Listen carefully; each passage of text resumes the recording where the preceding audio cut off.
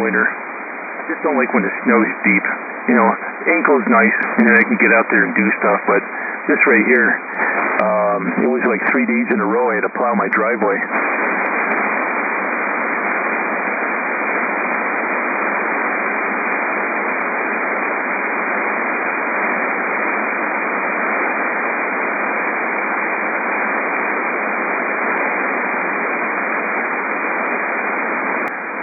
These days I'll be down there.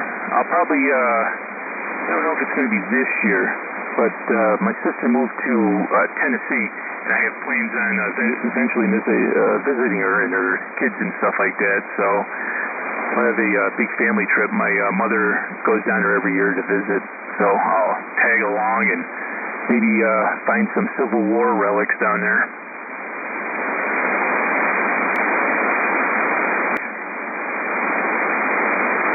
Where, you know, I've had all sorts of stupid shit happen. I've been metal detecting and lost, and a pinpointer is very important.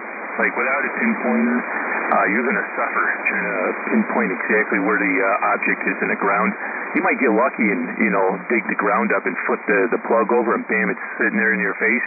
But a lot of times, it could be deeper, or it could actually be in the plug, and you know, it's a pain in the ass. So I've lost my pinpointer out in the woods, couldn't find the damn thing, looked everywhere. And that's expensive. A pinpointer is like $150 now. I've gone 2.5 miles, 2.5 hour trip, and forgot to bring the head of the metal detector, you know, the main piece where you grip onto that tells you all the information. I've slammed my shaft in the freaking car door and cracked the damn thing in half.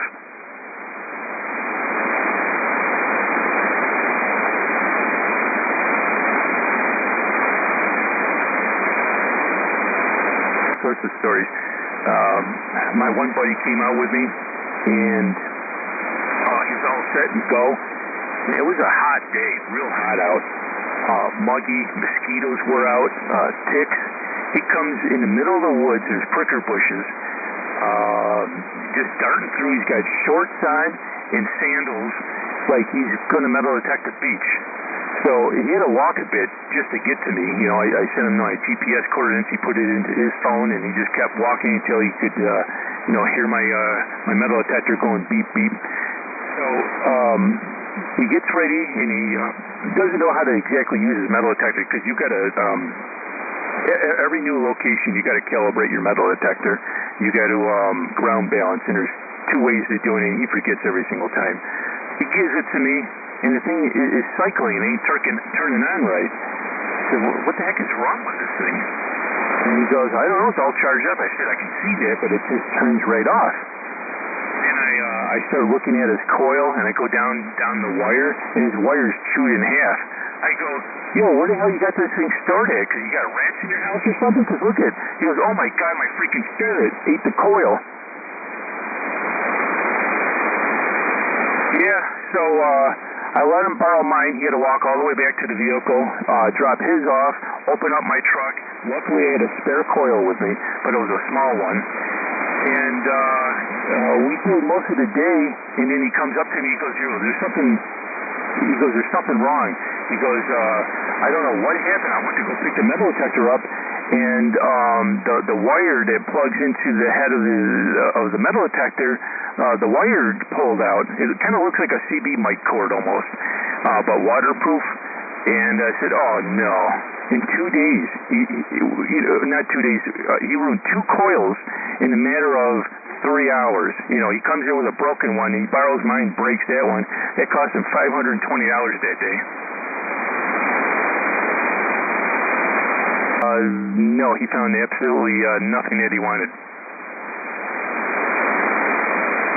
Coin guy, he wants to find only coins or jewelry, but we're not in a spot where we're going to find jewelry. We're in the middle of the woods, you know, at a early 1800s, maybe a late 1700s cellar hole. You know, the odds that you're going to find the old lady's ring that she lost or something is slim, but you know, you might find some old silver coins or something like that, or a large cent, something. But he found nothing of that. I found all the goodies because he showed up late. Only gold. There's a on the 900. There's a button you press just for gold, and but, you know, there's other things that sound like gold, like pull tabs. So if you're at a park and you're trying to find gold, you're going to find pull tabs too, because they ring up the same. It's just the nature of the beast. There's no way to take it out. But there is to eliminate silver and copper and brass and tin that ring up high tones. So you just press the gold button, and you'll sit there and search only for gold. All your high tones, you know, it's going to be your silver, tin, copper, brass. It's going to be all the high tones, non-ferrous. Your ferrous items, gold is actually a non-ferrous, but it rings up low, so it's going to have more sound to it, or the low tone.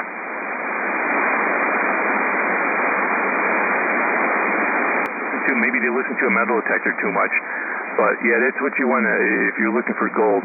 And then if you're looking for nuggets, you're not going to want to use you could use a large coil if the place is clean. Like if you're like on some land that no one's really been on, you could use a larger coil. But, you know, if you're at an old gold site, you know, where, you know, people were panning or whatever, and you're looking for people that missed stuff, you're going to want to use a small coil and get in between all the garbage. Whatever you're looking for, you're going to get the itch, and you're not even going to think about radio anymore. You're going to give the whole hobby up. Why I still talk on the radio is I used to be 24/7 on the radio. I was on the radio so much pre 6 years ago. My radio was hooked up to the internet, so it was on my phone. So at any given time, if I was in another state somewhere, because I go to Dayton, Ohio to sell stuff, I'm an inside vendor, so you know, I could be on my base station while I'm in the at the event in another state, another country, and talking to the local people, harassing them and whatnot.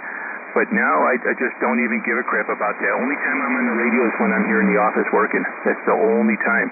All I think about is I can't wait for the next day to metal detect. It's just so much fun. Sometimes even going by yourself, just being out in the woods, just enjoying nature, and then on top of it, you're finding stuff.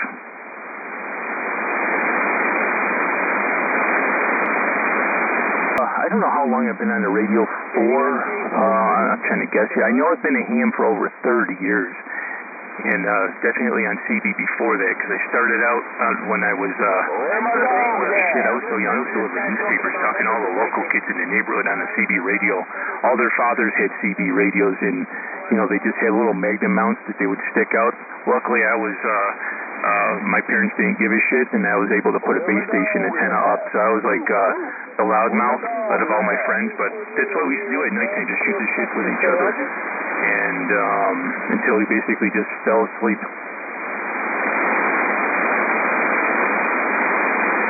For a long time. But pick up that metal detector and test it out. I think you'll find a new hobby. I think you'll enjoy it. And on top of it, I don't know what kind of shape you are, but it's going to put you in shape for sure. You're going to go to bed sore. It's just you're going to work some calories off, especially you start walking up and down mountains. I don't know if you got very many mountains where you are, but my area does. But you know, walking these parks, grid searching them, you're going to put in. It'll be a small park, right? You know, just a normal sized park. When you grid it, you're walking miles, because you're just going back and forth in these tight little areas, just back and forth, just going, you know, searching. And you're going to burn a lot of calories. You're going to start building your back muscles. You're going to start building up your calves, and you're going to start getting really good in shape. You know, at first you're going to be sore, but let's just say you don't have a lot of arm strength. I wear this harness, and I don't use it for actually to keep the metal detector lighter, but that's what it's actually for. I use it more as a tool belt, and I'm going to make a video pretty soon. I've got to do it within the next week or so, just to show people, because a lot of people don't understand how I can carry so much shit on me. I carry my extra coil in the back behind me on this. It almost looks like a belt that you'd wear to climb a tower, but it's really padded. And the reason why I started wearing it is not only to carry my stuff, is when you wear like one of them fanny packs with like the cord that goes all the way around, every time you bend over, it tends to like pull your pants down.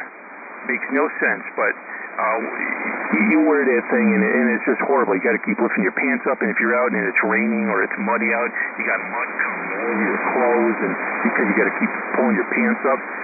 So someone told me about this, and you don't have to worry about your pants falling down no more, because it's being held up with like a suspender type strap. It's real thick and padded. What was the other thing too? Oh, and what it's really made for is there's a bungee cord that attaches to whatever arm that you are, right-handed, left-handed, and it goes down to your metal detector, and it makes your metal detector light as a feather. So you could go out there for 9 hours as long as your legs don't get tired from walking, and you can sit there and metal detect it, and your arms won't get tired because your strap is holding it up. Way to find out.